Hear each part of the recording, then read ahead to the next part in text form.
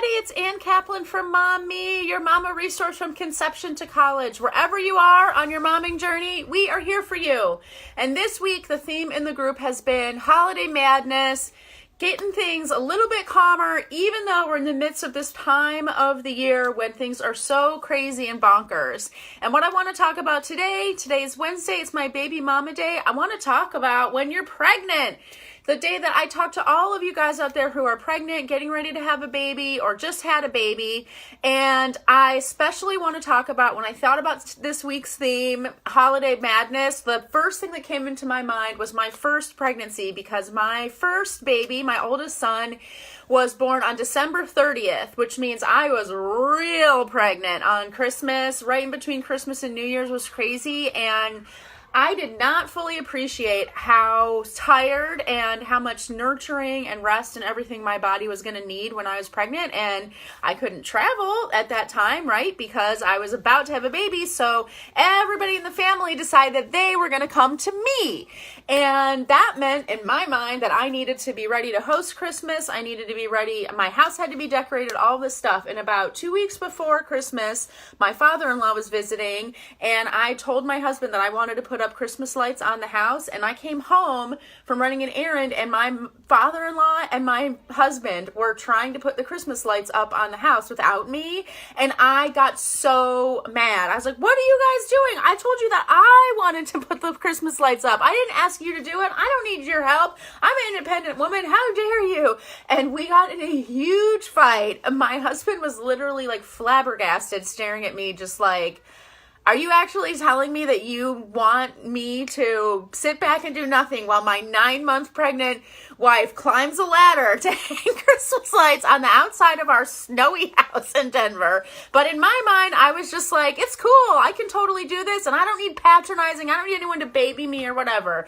Fast forward 2 weeks later to when all the family was in town for Christmas. I couldn't even muster up the energy to make dinner even one night when everyone was in town. I was so tired. So whether it's the holiday season that's making you feel overwhelmed and exhausted and leading you to overdoing it while you're pregnant, or just life in general, what I really want you to take away from this video is recognizing that taking a step back, resting, listening to your body, and honoring the things that you're hearing from it, not listening to your body and then going, la, la, la, la, la, I can't hear you, but actually listening and honoring what our bodies are telling us when we're pregnant.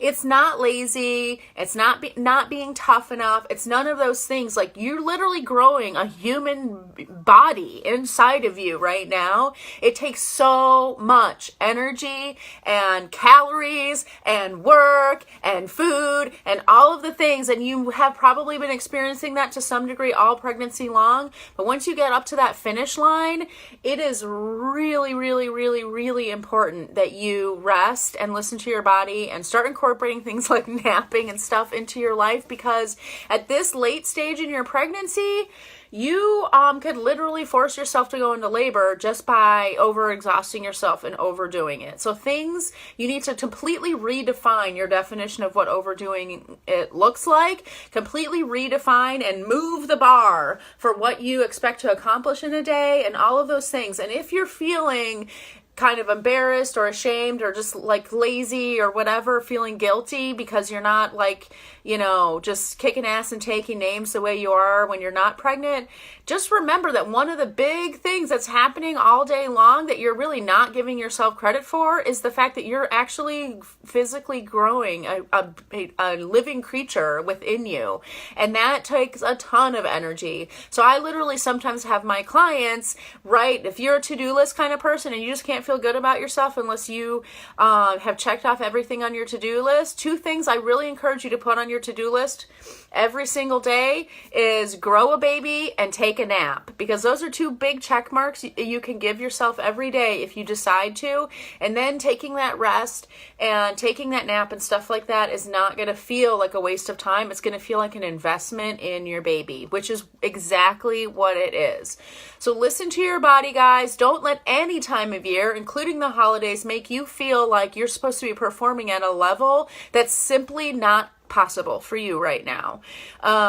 Because I will tell you that the needs that your body and your baby have right now during your pregnancy will not be denied. So if you decide that you're not going to listen to them and not going to honor them, they're not just going to go away. They're only going to be becoming louder and more forceful and trying to get your attention, and that can result in some pretty irreversible things that you really don't want to happen, just so that you can pay attention and give your body and your baby what it needs. So listen up when those cues are hearable and honorable, because if you don't, it's going to be louder and louder and louder and undeniable. And pretty soon things are going to happen that you wish you wouldn't have to deal with. So I love you guys so much.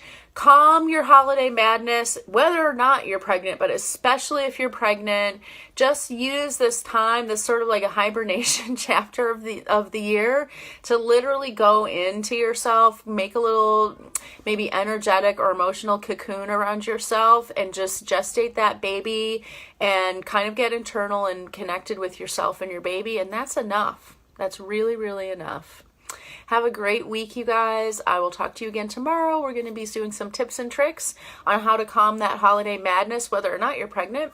And yeah, can't wait to talk to you guys again soon. Bye.